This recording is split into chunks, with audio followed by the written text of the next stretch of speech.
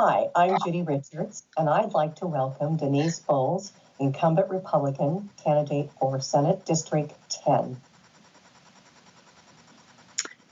Thanks, Judy. Thanks for having me here today. This is quite a different forum than we had 2 years ago, and I know we're all missing this opportunity to be together, but I'm glad that you guys figured out a way to keep messages going out and us to be able to connect in a different way. Tell us about the votes that you cast last session that directly benefited seniors and people with disabilities. So, there's a number of things that happened last session. There were votes that I was hoping to be able to take that that legislation that didn't get through the process. But we were able to continue to provide funding for Oregon Project Independence, which I supported.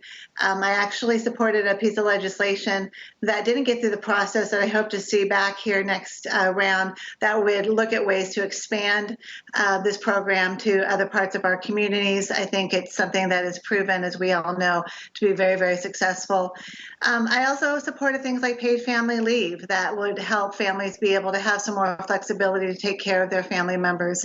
And let's see here. Even the supporting the provider tax to expand and continue to support our healthcare system for the people in Oregon. So there's a lot of things. There's still a lot of work to do.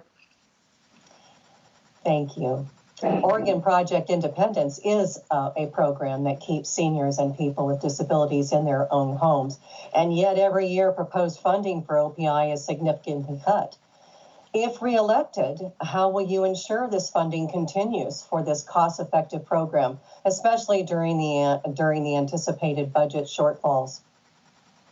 Well, I think that budget shortfalls will require everyone to really look closely at where money is being spent and looking at organizations and programs that have a success of delivery, which Project Independence certainly has that. I am in my new role in the Senate. I've been appointed to the Full Ways and Means Committee, so I'm really getting the opportunity now that I didn't have in the House to engage more on budget issues and priorities as far as spending in the state of Oregon. So I think that there are important things that we can do that protect programs that are successful, and we're going to have to look at maybe cutting some things that are less successful. But I'm a huge champion of Project Independence, and will continue to be in that role within the Ways and Means Committee that I now serve on. Thank you. How would you prioritize state funding, including funding that is matched with federal funds, such as Medicaid for services to an increasing senior and people with disabilities population? Well, I think it's important that we draw down the matches to provide health care and services to seniors and the vulnerable in our state. We need to make sure we do that in a way that continues to allow some of our programs the flexibility and the lack of a better word, independence that help them be successful in the communities that they are serving. So with regards to the federal match, I work in my day job also at Salem Hospital and have been following and engaged in ways that we can provide health services and mental health services, which are important. And there are things that were passed. We actually, for this next biennium, I think we have 6 years of the health system provider tax, which is tax is kind of a strong word, but helping to draw those matches down. But again, we want the federal funds to be able to expand our programs, but at the same time maintain some independence in the things that sometimes that money comes with a lot of barriers as well. I see.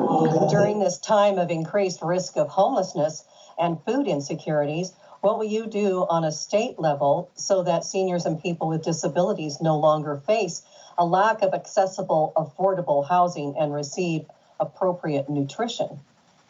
Sure. This is a complex question and problem and situation we have in Oregon. I know it's a priority of the legislature, working with the governor to continue to move this forward. I think some of the practical things that we can do is helping seniors be able to stay in their homes, which can involve property tax deferments, and other creative ways to take that that monthly expense level down. It would be, it's a lot cheaper and a lot easier to maintain the home that you're living in than to try to move into either an assisted living or even renting in many cases. So sometimes just a small property tax relief, I think, is a big thing that we can be doing a little bit more of. As well as just other ways to be able to get, our vulnerable populations, such as our seniors, our veterans, and also I would say, along with our people with disabilities, but kids aging out of the foster care system. Those are kind of my priority levels when it comes to helping stabilize housing, which is incredibly important. So there are a lot of questions on the table that we're going to continue to work forward, but I'm in the process of putting some ideas to paper for the next session that hopefully will help them get us a little bit further across the finish line. What are your plans to improve the health of vulnerable seniors and people with disabilities, including people of color who traditionally suffer from more health disparities due to pre-existing conditions? In our community in Marion Polk area is a